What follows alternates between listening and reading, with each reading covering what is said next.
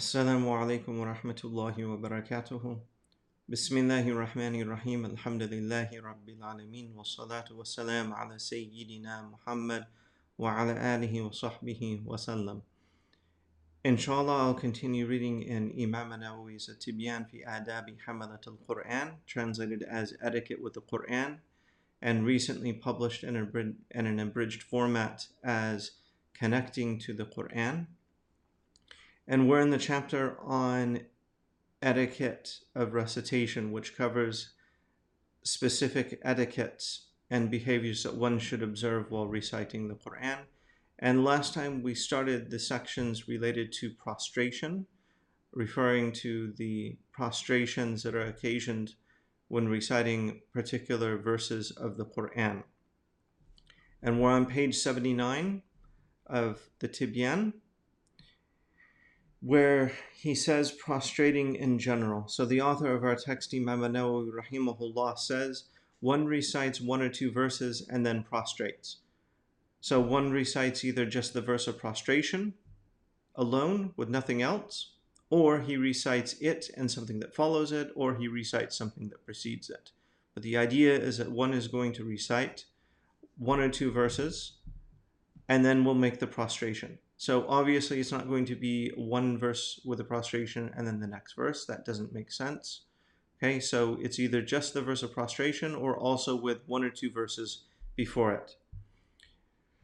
Ibn Mundar conveyed this from Sha'abi, al-Hasan al-Basri, Muhammad ibn Sirin, al-Nakha'i, Ahmed, and Ishaq, rahimahullah, that they dislike this. So first he gave the idea that you read one or two verses, and then he mentioned some of the great early Imams of the first generations that they actually disliked this practice. And he also conveyed from Abu Hanifa, Muhammad ibn al-Hasan, and Abu Thawr that there is no harm in this, and this conforms to what the madhab dictates. So Imam al-Nawawi is pretty clear here that he and the Shafi madhab and others do go with the opinion that you can recite one or two verses and then prostrate. Someone praying individually should prostrate at his own recitation. If he omits the prostration for recitation and bows and then wants to prostrate for the recitation, this is not permissible. Okay, so the bowing within prayer needs to be done. The sajda needs to be done before actually bowing.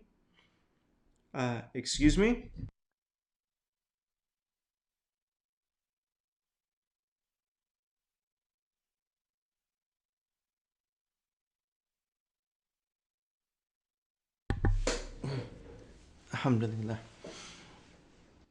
Okay, so if one were to read the sajda for prostration and then bow and then want to make the sajda for prostration, you can't do this because it grossly modifies the prayer from the format that is known, and there's no textual evidence to back up changing it in this way. So if he omits the prostration for recitation and bows and then wants to prostrate for the recitation, this is not permissible. And if he does so knowingly, knowing that it's not permissible, then his prayer is invalid.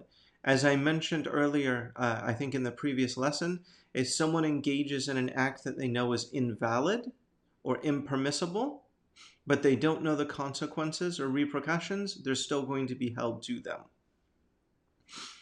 If he descends to bow, but he does not reach the limit of what is customarily considered to be bowing, ruku'ah, it is permissible for him to adjust and prostrate for the recitation.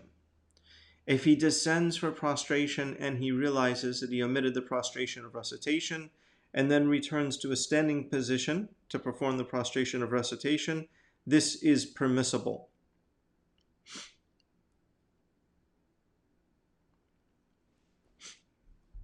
Okay, it is not permissible for someone praying individually to prostrate because of someone else's recitation, whether or not the other recitation is in a prayer.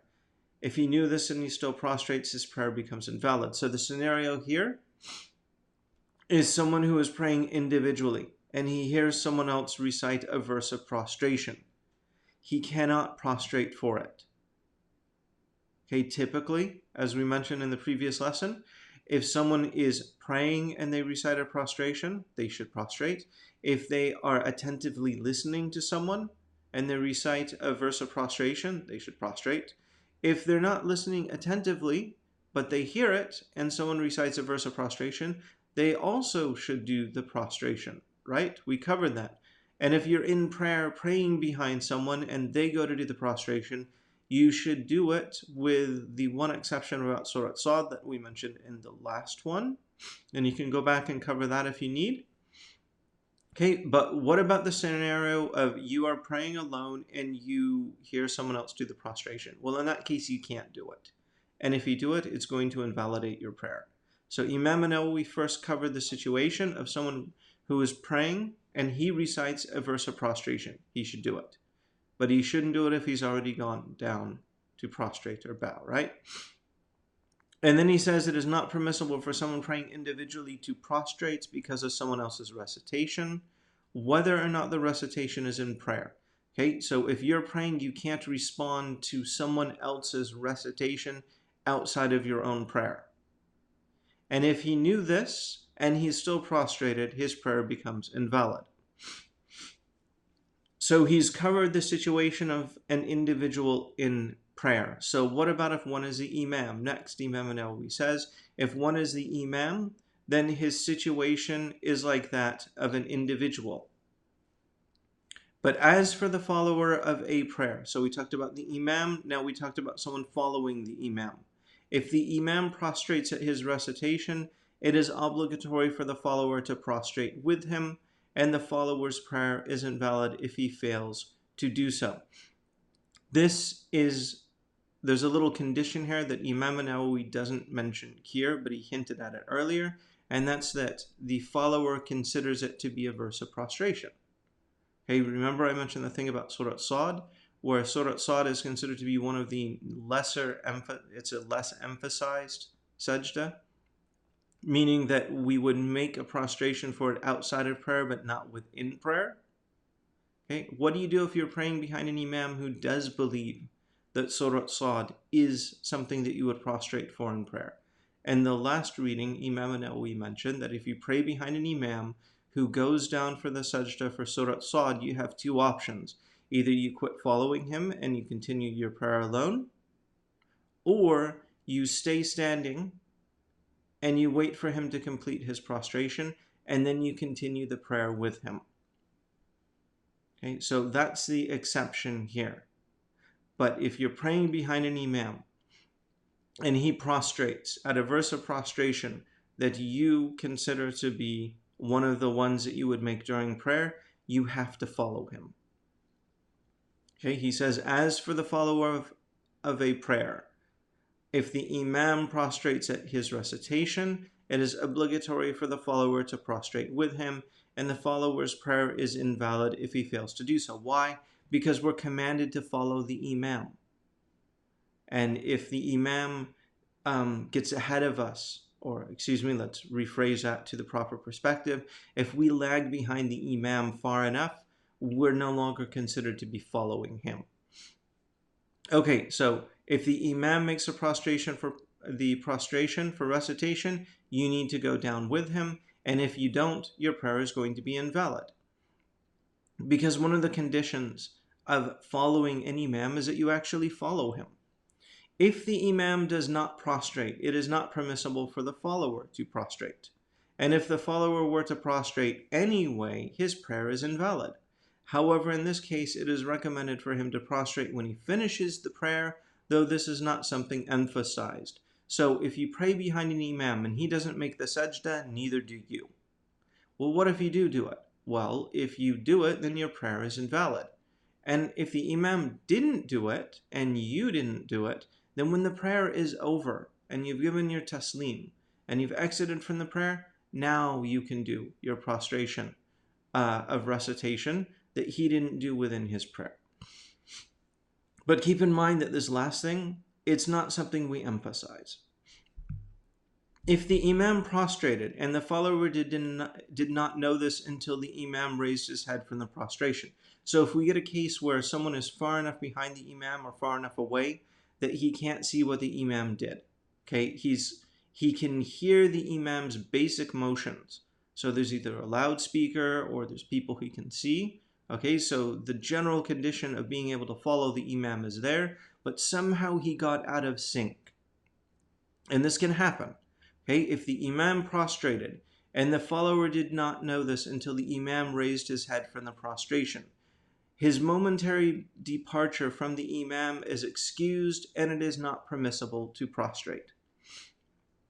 So if, let's say, the guy's at Taraweeh, he doesn't go to the mosque a lot, and he goes to Taraweeh and they're praying and there's a verse of prostration and he gets a little bit confused about what's going on, he's not quite sure what's happening, and he just stays standing. Okay, maybe, no, this isn't the scenario. This is a scenario where he really missed it. Okay, he did not know what happened until the Imam raised his head from the prostration. Okay, his momentary departure from the Imam is excused and it is not permissible to prostrate. Okay, so if he does figure out what the Imam does, he doesn't go and try to repeat the action and catch up, because this would depart too much from the Imam's own prayer. So anyways, repeating what Imam al-Nawawi said, if the Imam prostrated and the follower did not know this until the Imam raised his head from the prostration, his momentary departure from the Imam is excused and it is not permissible to prostrate. You want to know a scenario where this could happen? If the Imam, for some reason, in a silent prayer, reads a verse of prostration, and that would lead to some confusion because people wouldn't really be sure what's going on here. So this is one possible scenario. And yes, there are Imams who will do this. It's not the nicest thing, but there are Imams who do this. Okay. So the important thing is you have the ruling if it ever comes up in your life. But if the follower discovers this while the Imam is still in prostration, it is obligatory for him to prostrate. Yet if he descends to prostrate and the Imam then rises from his prostration while the follower is in the process of bending down, the follower should then adjust and rise with the Imam, and it is not permissible for him to prostrate. Okay, so if he hasn't gotten down, if he's still in the process of going down and he sees the Imam coming up, then he should just go back up. It is the same for a weak person who bends down to make the prostration with the Imam, but the Imam then rises before the weak person reaches prostration. Because of the pace of the Imam and the follower and the slowness of the follower, the weak person must rise back with the Imam and does not prostrate. Okay, so this last paragraph here, I recommend that you read it a couple times because he gives many scenarios in there, and a lot of the same stuff he mentions here, when you study some of the more richer and detailed rulings about following an Imam in prayer, you're going to see them repeat with what you would do if you were a follower and you got out of sync, and you mistakenly got out of sync with your Imam. So anyway, read that paragraph a few times and see if you can make sense of it without having to re-listen again to my comments. Okay. The scholars said that one prostration should occur immediately after reading or hearing the verse containing the prostration. So someone recites one or two verses, and the last verse they just recited has that verse of prostration. They should now go in and prostrate. If he delays and the separation is not long, he may still prostrate. If the span of time is long, then he has missed the prostration altogether, and he does not need to make it up according to the well-known and sound opinion, just as one does not make up the prayer of eclipse. Some of our Shafi companions said that there is a weak opinion that one should make it up, as one would make up sunnah prayers that precede or follow the obligatory prayers, such as the sunnah of the morning, noon, and other prayers. Okay, so the sunnah prayer thing, if you miss a sunnah prayer, you really should make it up. If you owe obligatory prayers, you have to concentrate on them first.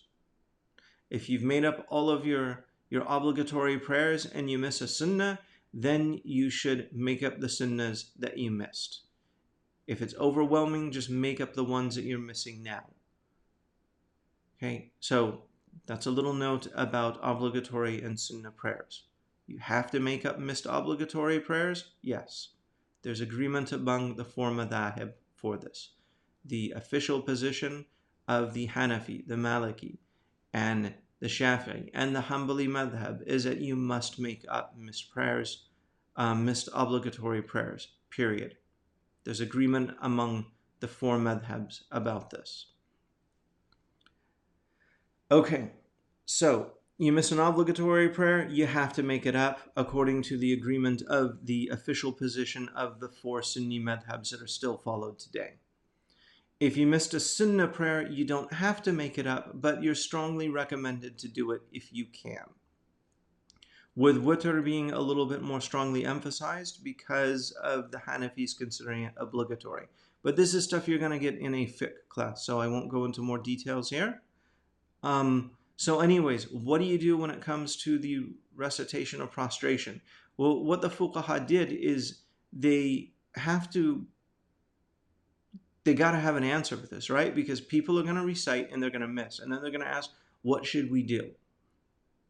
Okay, so there is one weak opinion in the madhab that you would just make it up. And it doesn't matter how long ago it occurred.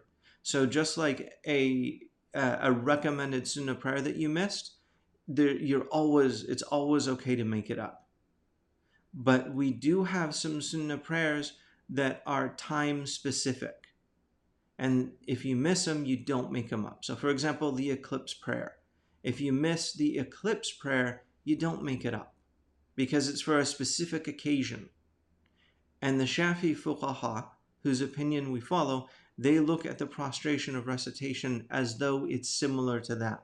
It has a specific occasion, and if there's too much delay from that occasion, you've missed the window of opportunity where you do it. Okay? So Imam al-Nawawi said, the scholars said that one's prostration for recitation should occur immediately after reading or hearing the verse containing the prostration. Great, that's the general rule. If he delays and the separation is not long, he may still prostrate. But if the span of time is long, then he has missed the prostration altogether and he does not need to make it up according to the well-known sound opinion, just as one does not make up the prayer of the eclipse. Okay, there's the mu'tamid opinion that we follow. Now, what does a long period of time mean? Well, for this we would typically go back to custom. What's a long separation? When you're talking to someone, what's a long separation?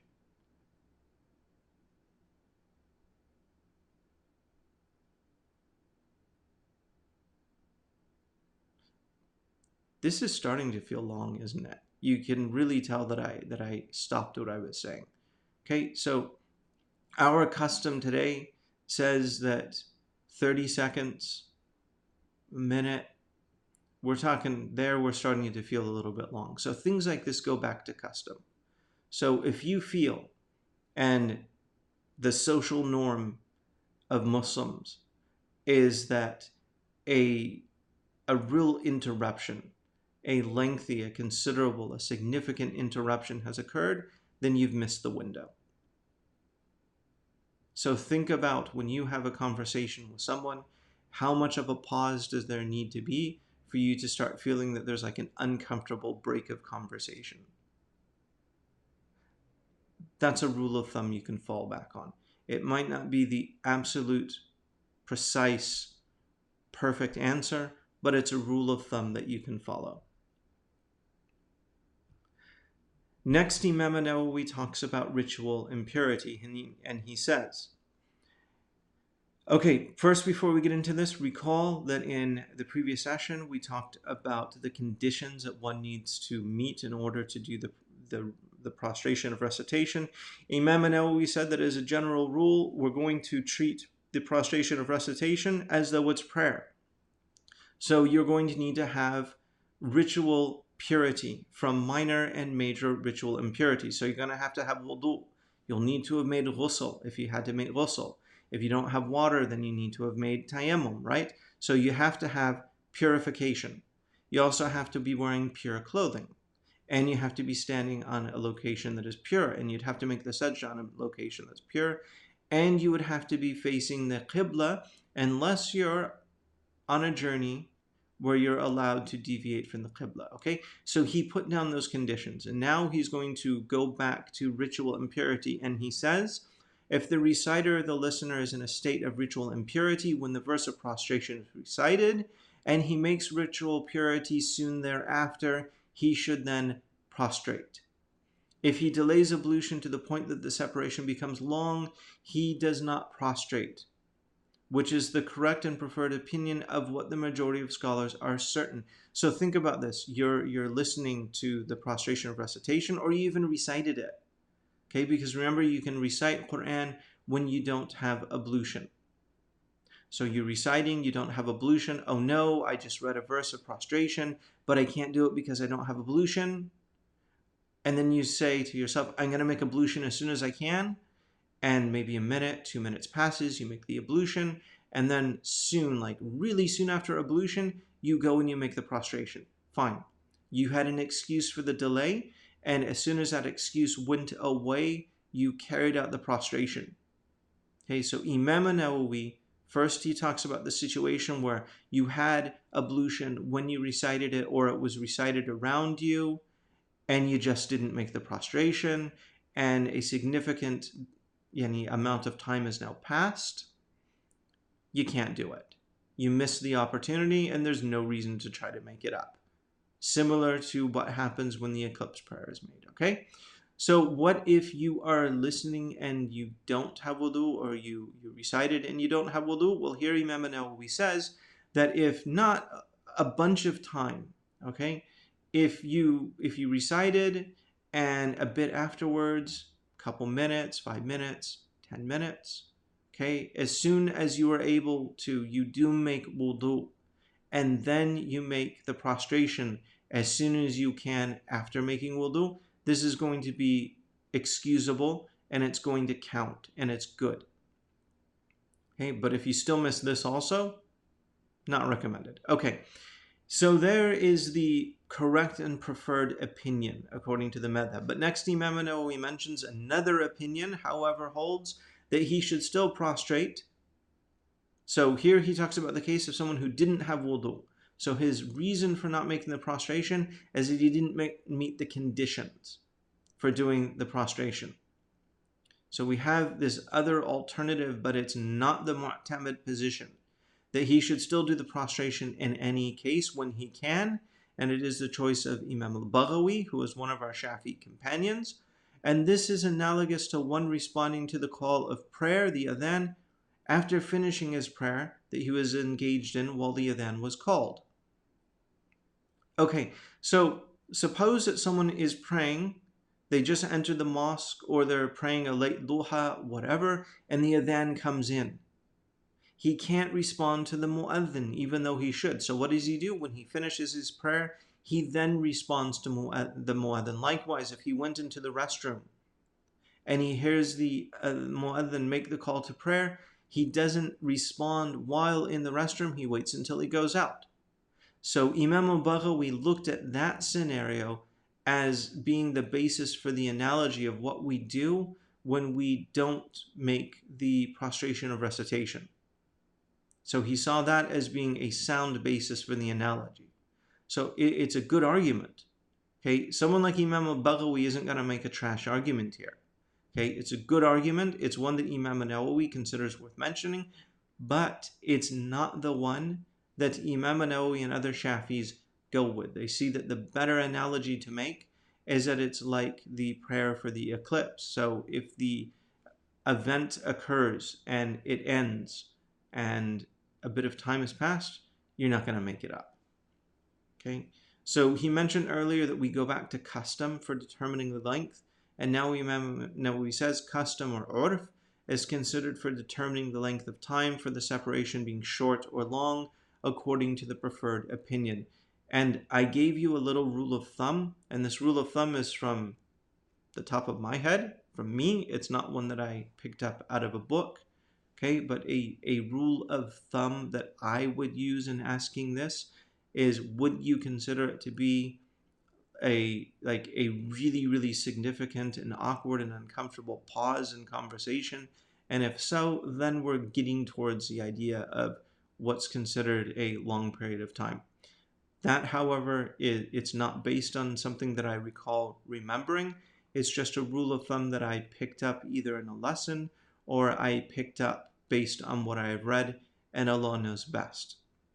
If you hear something else from a trustworthy source of Shafi fiqh, you should use that instead of what I just told you. But in the absence of anything more reliable than my very unreliable self, you can go with that. And Allah knows best. And this will be the end of today's session. Inshallah, I'll be back soon. Until then, Assalamu alaikum wa rahmatullahi wa barakatuhu.